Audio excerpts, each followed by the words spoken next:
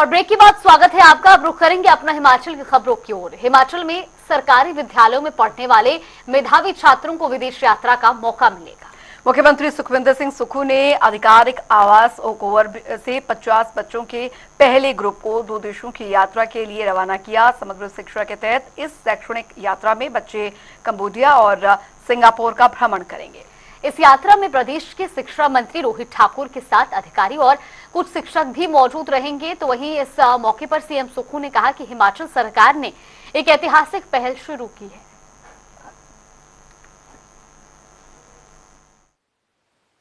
सरकारी क्षेत्र के बच्चों को पहली बार हिमाचल प्रदेश के इतिहास में कंबोडिया और सिंगापुर भेजने का कार्यक्रम हमने शुरू किया।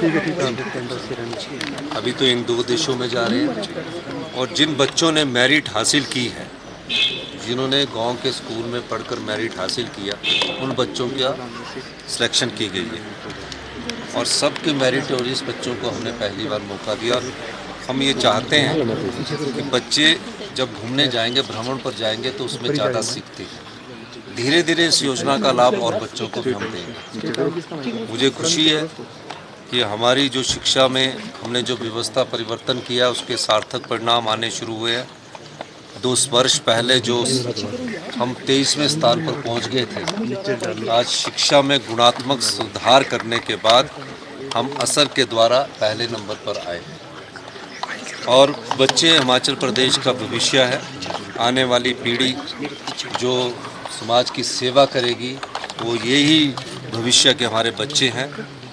जो कमियां शिक्षा स्तर में थी, उसको हमने दूर किया है। टीचरों की हमने नियुक्ति की है और अच्छे डे बोर्डिंग स्कूल हम बना रहे हैं। जैसा आपको विदित है कि हम लोगों के हिमाचल में हम उन 6 राज्यों में भारतवर्ष में है जिसमें वर्ल्ड बैंक के प्रोजेक्ट्स पे जो है वो 6 स्टेट में काम कर रहा है। और वर्ल्ड बैंक प्रोजेक्ट से हमने 2 साल पूर्व भारत सरकार से हिमाचल के लिए शिक्षकों के लिए फॉरेन ट्रेनिंग का एक कंपोनेंट में हम पैसा लाए थे और उसी कड़ी में अब जो है हमने बच्चों के लिए भी पैसा मांगा और भारत सरकार ने सर जो है हमें इस पैसे को दिया है। और इसमें जो सोच है, जब हम इस प्रोजेक्ट को भारत सरकार में ले गए थे तो माननीय जो हमारे ऑनरेबल सीएम हैं, ऑनरेबल एजुकेशन मिनिस्टर है, उनकी ये सोच थी कि शिक्षकों के साथ साथ अगर हम बच्चों को भी बाहर ले जाएंगे तो बच्चे प्रोत्साहित होते हैं। बहुत एक्साइटेड हूँ मैं इस ट्रिप के लिए और मैं थैंक यू करना चाहूँगी हमारे सीएम सर का कि उन्होंने हमें opportunity the for international exposure visit. Sir हमें स्कूल के टीचर्स ने इन्फॉर्म किया था कि हमें 2 कंट्रीज़ लेके जाएंगे, सिंगापुर और कंबोडिया पहले। यस सर, कंबोडिया में एक वर्ल्ड फेमस हिंदू टेम्पल है जो वर्ल्ड का सबसे बड़ा हिंदू टेम्पल है, अंकोर वट, उसके बारे में। बहुत अच्छा लग रहा है, मतलब प्राउड फील हो रहा है। It's quite good opportunity. मतलब जो मार्क्स हैं, हमारे मेरिट्स के मार्क्स हैं, उस बेसिस पर सेलेक्ट कर रहा है। ऑफ कोर्स मुझे लगता है बिकॉज़ ऐसा होगा कि बाकी बच्चे भी चाहेंगे कि हम भी घूमें, तो उसके लिए वो और मेहनत करें और पढ़ें एंड अदर एक्टिविटीज़ में भी पार्टिसिपेट करें। बहुत खुश है सर, सारे फ्रेंड्स खुश हैं, हम भी खुश हैं। काफ़ी मतलब एक एक्साइटमेंट का मोमेंट है हमारे। जिस तरह से मंडे आफ्टरनून की बात है और प्रिंसिपल सर का कॉल आता है खास में कि भाई नवीन को भेजो ऐसा वगैरह, तो सर बुलाते हैं कि आपका जो है वो ऐसा टूर के लिए जो है आप शॉर्ट लिस्ट हो गए हो और आपके लिए बहुत बहुत बधाई। तो ये पेरेंट्स को बताया, फिर उनके लिए खुशी का मोमेंट था। टीचर्स काफ़ी खुश हैं और अपने लिए तो है ये एक प्राउड मोमेंट है। उधर हिमाचल युवा कांग्रेस के नवनियुक्त प्रदेश अध्यक्ष छतर सिंह ठाकुर ने पदभार संभाल लिया है। इस मौके पर मुख्यमंत्री सुखविंदर सिंह सुक्खू और कांग्रेस प्रदेश अध्यक्ष प्रतिभा सिंह भी विशेष रूप से उपस्थित रहे।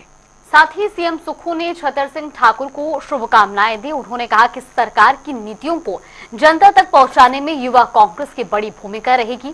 सीएम ने कहा कि हिमाचल में वर्तमान समय में 4 ऐसे मंत्री भी हैं जो युवा कांग्रेस की विधायकों ने भी युवा कांग्रेस में राजनीति की है। मैं बधाई देती हूँ छतर सिंह जी को कि इनको युवा का अध्यक्ष बनाया गया। हिमाचल प्रदेश की एक बहुत बड़ी जिम्मेवारी उनके कंधों पर डाली गई है।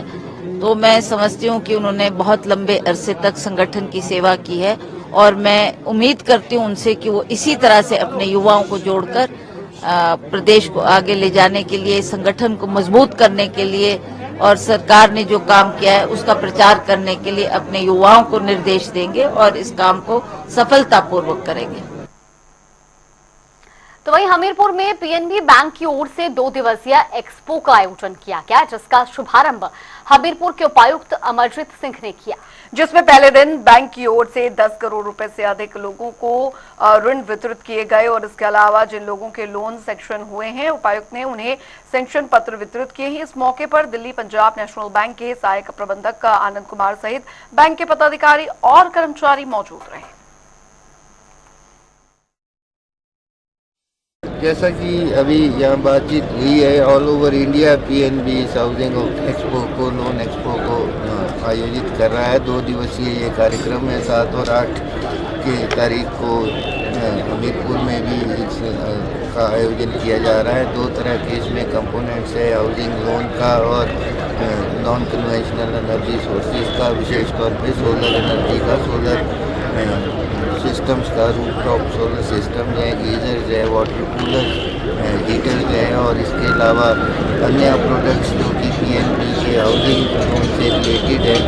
यहीं पर स्पॉट पर ही लोगों की एप्लीकेशंस को इनवाइट किया जा रहा। अब सबको पता है Punjab national bank is 130 year old bank है, स्ट्रॉन्ग बैंक है, second largest public sector bank है। हमारे पास बहुत प्रोडक्ट्स है, but now we are promoting the PNB home loan and the Surya Ghar. Under this scheme, we are giving the loan to everyone and house to everyone.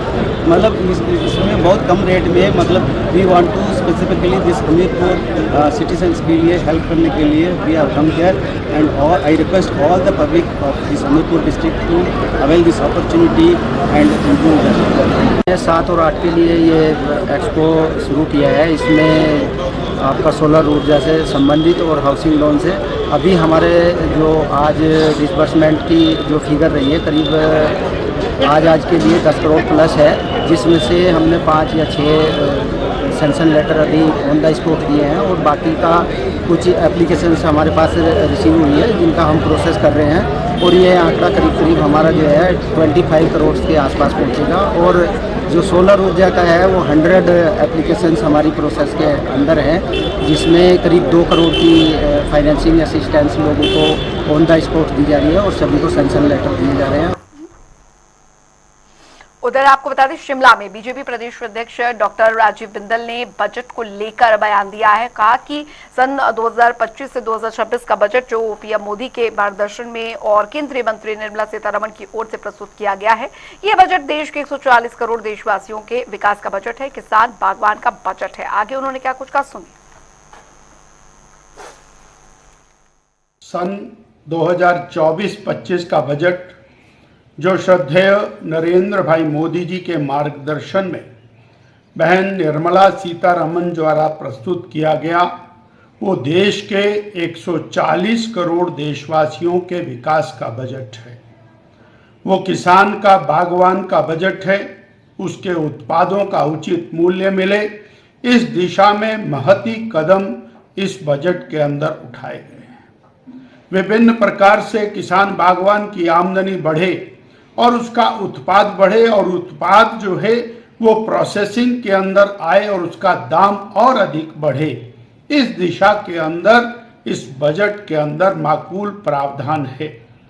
इसी प्रकार युवाओं का budget है, जहां पर स्वरोजगार के लिए अपने लघु मध्यम उद्योगों को स्थापित करने के लिए और जो विभिन्न प्रकार के हमारे कारीगर हैं, जो चाहे वो लोहार है, सुनार है, कुम्हार है, इसी प्रकार से विभिन्न प्रकार की और कार्यशैली में काम करने वाले लोग हैं, उनके रोजगार को बढ़ाते हुए और स्वरोजगार के साथ साथ लाखों लाखों रोजगार पैदा करने वाला ये बजट है।